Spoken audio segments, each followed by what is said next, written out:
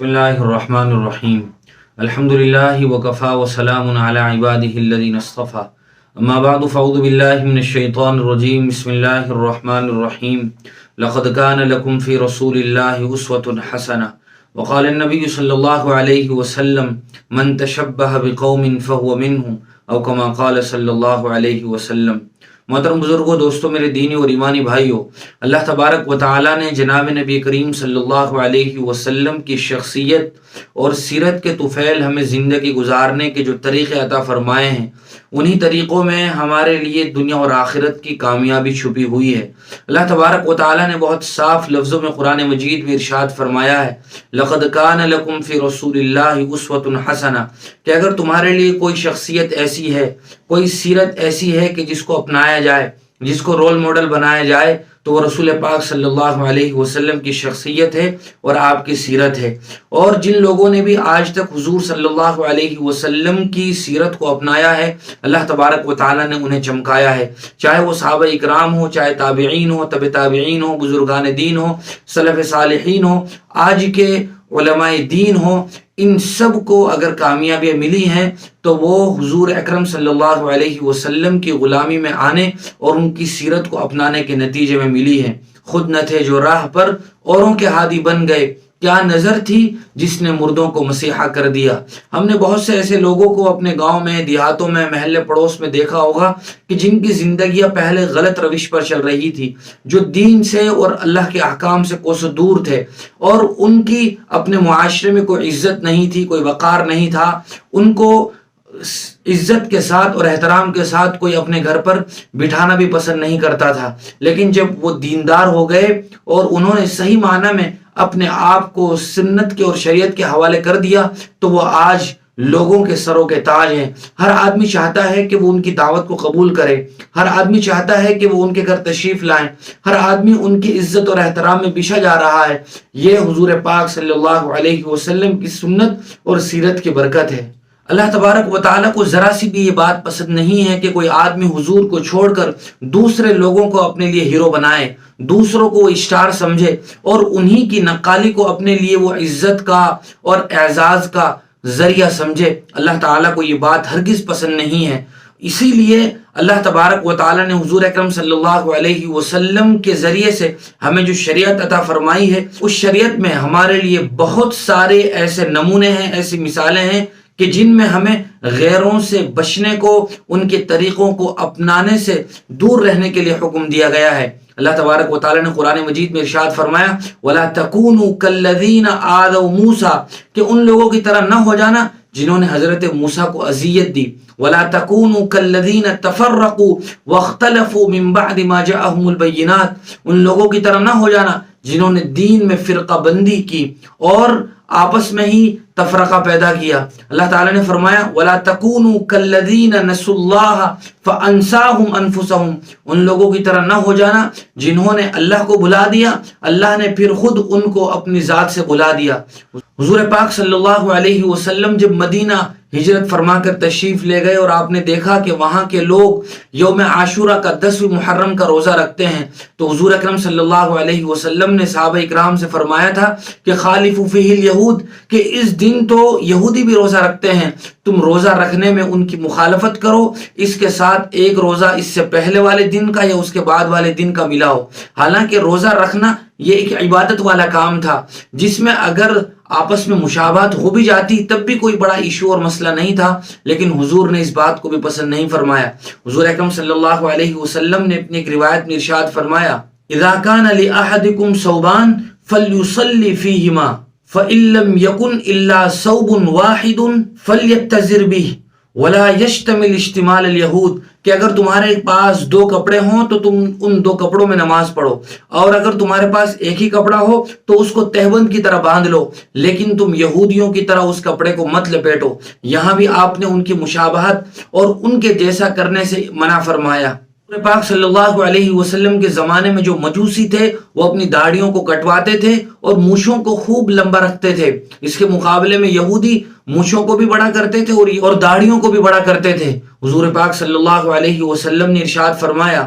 خالف المشرکین وفر اللحى وحف الشوارب کہ تم مشرکین کی مخالفت کرو، داڑھی کو بڑھاؤ اور مونچھوں کو کترواؤ۔ آپ سب جانتے ہوں گے کہ جب حضور پاک صلی اللہ علیہ وسلم نے اس بات کو لے کر صحابہ اکرام کی میٹنگ بلائی کہ نماز کے لیے لوگوں کو کیسے بلایا جائے، مختلف رائے اس میں پیش ہوئی۔ کسی نے کہا ناقوس بجایا جائے، کسی نے کہا گھنٹی بجائی جائے، کسی نے کہا ڈھول اور بانسری بجائی جائے، کسی نے کہا آگ جلائی جائے، لیکن ان میں سے کوئی بھی بات حضور کو پسند نہیں آئی، چونکہ یہ دوسرے مذہب والوں کے طریقے تھے۔ اللہ تبارک و تعالی نے انتظام فرمایا کہ حضرت عبداللہ ابن عبد ربہ کو خواب میں اذان کے کلمات بتا دیے۔ وہ خواب انہوں نے جا کر حضور کے سامنے ذکر کیا، وہی اذان کی کلمات قرار پائے۔ کتنے زبردست اور داعیانہ کلمات ہیں جو ساری دنیا میں پڑھے جاتے ہیں۔ مؤذن اذان دے کر ندا لگاتا ہے اور کامیابی و کامرانی کی طرف لوگوں کو بلاتا ہے۔ ہم سب جانتے ہیں کہ شریعت میں جب سورج طلوع ہو رہا ہو اس وقت عبادت کرنا منع ہے، چونکہ اس وقت بہت سارے لوگ اپنی پوجا پاٹ کر رہے ہوتے ہیں، کوئی سوریہ نمسکار کر رہا ہے، کوئی یوگا کر رہا ہے، تو وہ لوگ اپنی پوجا پاٹ میں مشغول ہوتے ہیں۔ تو مسلمانوں کو اس وقت عبادت کرنے سے منع کر دیا کہ کہیں ان کے ساتھ مشابہت نہ ہو جائے۔ مسلمانوں کو عبادت کرتا ہوا دیکھ کر کوئی آدمی یہ نہ سمجھے کہ یہ بھی ہماری طرح ہی پوجا پاٹ میں لگے ہوئے ہیں۔ حضور پاک صلی اللہ علیہ وسلم نے انگلی کے اشارے سے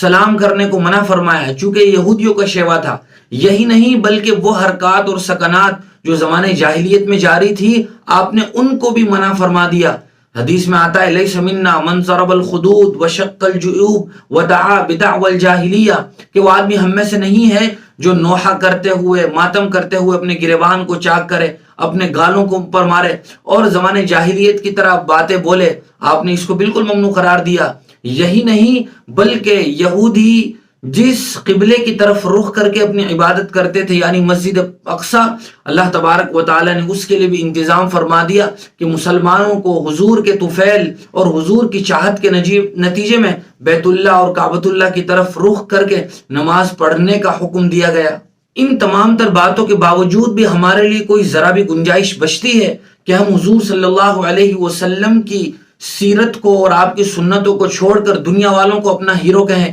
افسوس ہے کہ آج ناچنے گانے والوں کو، ایکٹنگ کرنے والوں کو ہیرو کہا جا رہا ہے، ان کو اپنا اسٹار قرار دیا جا رہا ہے۔ یاد رکھنا چاہیے مسلمانوں، ہمارے لیے یہ لوگ ہیرو نہیں ہو سکتے۔ ہمارے لیے ہیرو حضور ہیں، ہمارے لیے ہیرو وہ صحابہ اکرام ہیں، تابعین ہیں، اور وہ لوگ ہیں جنہوں نے صحیح معنی میں اسلامی لحاظ سے کوئی کارنامہ انجام دیا ہو، وہ دین کے داعی بنے ہوں اور انہوں نے اپنی زندگی کو سنت اور شریعت کے مطابق ڈھال لیا ہو۔ یہ ہمارے لیے ہیرو ہیں، مشعل راہ ہیں اور رول ماڈل ہیں۔ دسمبر میں عیسائی لوگ کرسمس ڈے مناتے ہیں 25 دسمبر کو، اسی طرح وہ اپنے گھروں پر لا کر کرسمس ٹری رکھتے ہیں، لیکن افسوس ہے کہ ہم دیکھ رہے ہیں کہ بہت سارے مسلمان بھی یہ درخت خرید رہے ہیں، اس درخت کو اپنے گھروں کی زینت بنا رہے ہیں اور اس میں اپنے لیے فخر محسوس کر رہے ہیں، اور وہ یہ سمجھتے ہیں کہ ہم کوئی روڑی وادی لوگ نہیں ہیں، ہم 21ویں صدی میں جی رہے ہیں، ہم ماڈرن لوگ ہیں۔ وہ یہ تمام تر حرکتیں کر کے اپنے آپ کو بہت ہی زیادہ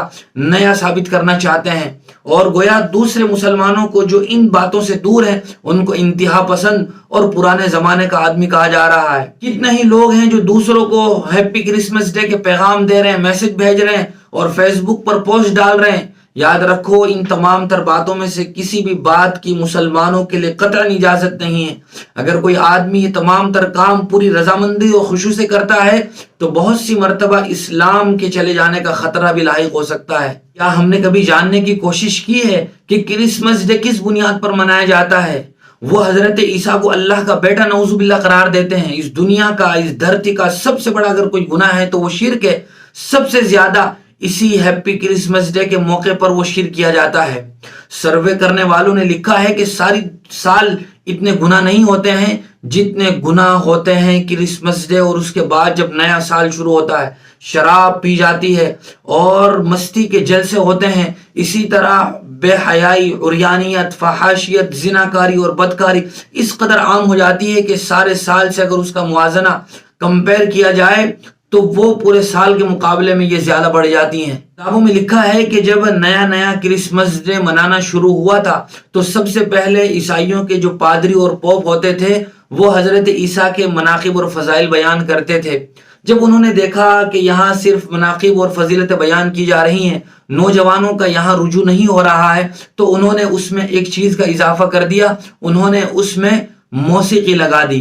اور انہوں نے اس میں میوزک کو شامل کر دیا تاکہ نوجوان بھی اس میں پروگرام میں شامل ہونے لگے۔ اس میوزک کے بعد جب کمی محسوس ہوئی تو انہوں نے اس میں شراب کو بھی شامل کر دیا، شراب کے بعد ناچ گانے کو اس میں شامل کر دیا، اور آج 25 دسمبر کرسمس ڈے کو جو کچھ ہوتا ہے وہ ان تمام تر واہیات، خرافات اور حرکات و سکنات کا مجموعہ بن کر رہ گیا ہے۔ ان تمام تر چیزوں میں شامل ہونے کے لیے مسلمانوں کو قطعاً اسلام میں اجازت نہیں ہے، اور نہیں ایسے موقع پر مبارکباد دینے کی اسلام میں اجازت ہے۔ ہمارے لیے حضور پاک صلی اللہ علیہ وسلم کی سیرت ہے، آپ کی ہمارے لیے شخصیت ہے۔ بھٹکا ہوا راہی کبھی اتنا بے قرار نہیں ہوتا جتنا رسول کریم صلی اللہ علیہ وسلم کے طریقے کو چھوڑ کر زندگی گزارنے والا آدمی پریشان ہوتا ہے۔ قافلے سے بچھڑا ہوا، منزل سے ہٹا ہوا اور اس کشتی کو لے کر چلنے والا ملاح جس کی نظروں سے گھاٹ اوجھل ہو گیا ہو، وہ بھی اتنا بے قرار اور بے چین نہیں ہوتا جتنا رسول پاک صلی اللہ علیہ وسلم کے